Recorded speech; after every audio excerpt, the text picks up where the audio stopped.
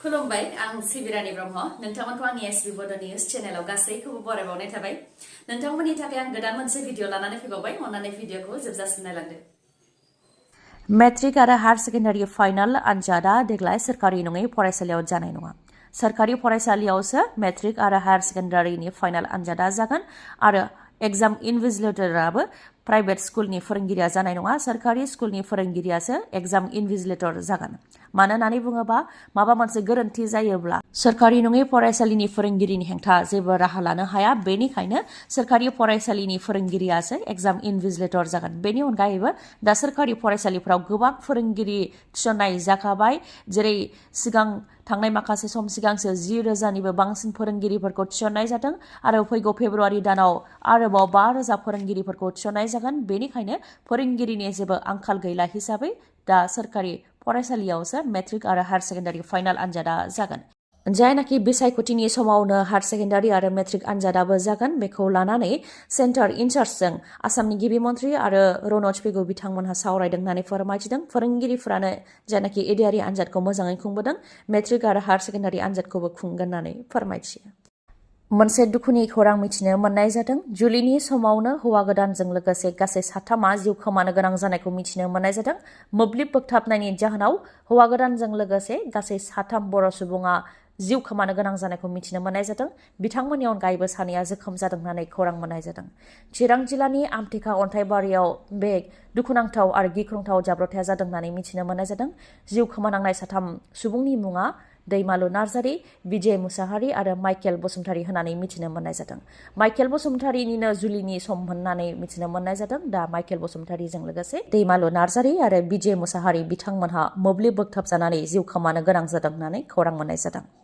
नंगौ चिरां जिल्ला आरो क'क्राझार जिल्लायाव नेटवर्क फैफिनबाय नाथाय नेटवर्क फैफिनबाय होननानै नोंथांमोना समाज बिजोङाव थुनज्लायनाय जेबो पस्ट दाहो बा भिडिअ दाहो नङाब्ला आइनि नोजोराव नोंथांमोनहा दायनिगिरि जानो हागौ बेखौ सांग्रांथि होदों प्रशासननिफ्राय बेखौनो फोरमायथिदों दि दा गोजोना फैबाय थासारिया मोजाङाव फैबाय आरो गासै जायगायावनो फर्सआ थांबाय रिलिफआव थानायफोराबो फ्राय न' फारसे गिदिंलांफिनबाय खालि मोनसेल' दंसै बिथांमोनखौबो न' फारसे लांफिननो थाखाय खामानिया जागासिनो दं होननानै फोरमायथिदों बेनिखायनो समाज बिजोङाव जाहाथे थुनज्लायनाय पस्ट बा दावराव दावसि सोमजिहोनो नाजानाय पस्ट होआ बेनि थाखाय सांग्रांथि होयो नङाब्ला बेनि हेंथा आयेननि राहा लानाय जागोन होननानै फोरमायथिनो गोनांदि बारग' एनडिबिनि दैदेनगिरि बिरिमिलां बिथांखौबो समाज बिजोङाव भिडिअ एंगारनायनि थाखाय पुलिसा एरेस्ट खालामदों बिथाङा गावनि फेसबुक पेजआव गिथावना हाथियारफोर जेरै थुंग्रि रुवा खदाल बायदिखौ भिडिअ बानायनानै एंगारदोंमोन भिडिअआ पुलिसनिसिम सौहैनायनि उनावनो बिथांखौ एरेस्ट खालामदों नाथाय रायजो राजानि गोसोआव गोबां सोंथि बेरखांदों बिरिमिलाङा हाथियार दिन्थिनायनि थाखाय एरेस्ट जादोंब्ला आदिबासिफोरा पुलिसनि सिगाङावनो बोरला थिर लासेयावबो बिसोरनि थिर बोरलाखौ पुलिसा मानो लायाखै मानो सेनानै लायाखै बिसोरनि हेंथा मानो पुलिसा राहा लायाखै बेखौ लानानै गोबाङानो गोबां सोंथि खालामदों रायजो राजाफ्रा बे बोसोरनि नैथि बांग्रिङा मैयानि सानाव मावदों 4.1 मेगनिटिउडजों आसामनि दाब दाब जायगायाव मैयानि सानाव सोमावग्लुंदों मोनानि 10:08 बांग्रिङा मावदोंमोन एपि सेन्टारा गवालपारानि साखाथियाव मोनानि समाव मावनाय बांग्रिंखौ दिसपुर कामरुप मेट्र मेघालयनि तुरा बङाइगाव क'क्राझार चिरां आरो धुबरी जिल्लायाव मोनदांदों बांग्रिङा 4.1 मेगनिटिउडनिमोन आरो एपि सेन्टारा गवालपारानि साखाथियाव बे बांग्रिं मावनायजों सापराव न'नि इन्जुरा जरा लानायखौबो भिडिअ नुनो मोननाय जादों इन्जुरा गेजेराव गोबाङैनो गावस्रादों आरो जरा लादों मेट्रिक आनजाद आरो हायर सेकेन्डारि फाइनाल आनजादनि थाखाय रुटिनखौ फोसावनानै होबाय आसाम स्टेट स्कुल एडुकेशन बर्डआ एसएसएलसि बा मेट्रिक आनजादनि थाखाय रुटिनखौ फोसावनानै होबाय आनजादा मोननै शिफ्टआव जागोन फुं आरो बेलासे फुंनिया 9 रिंगानिफ्राय जागायजेननानै सानजौफु 12 रिंगासिम जागोन आरो सानजौफु शिफ्टनिया 1 रिंगा 30 मिनिटनिफ्राय लानानै 4 रिंगा 30 मिनिटसिम जागोन 10 फेब्रुवारिनिफ्राय आनजादा जागायजेनगोन 27 फेब्रुवारियाव जोबहैगोन फ्राय गासै आयदानि आनजादानो फुंनि समाव जागोन मोनफा मोननै आयदायाल' बेलासि समाव जागोन थिग बेबायदिनो हायर सेकेन्डारि फाइनाल आनजादनि थाखायबो आसाम स्टेट स्कुल एडुकेशन बर्डआ रुटिनखौ फोसावनानै होबाय आनजादा 11 फेब्रुवारिनिफ्राय जागायजेननानै 16 मार्चआव जोबथा जाहैगोन।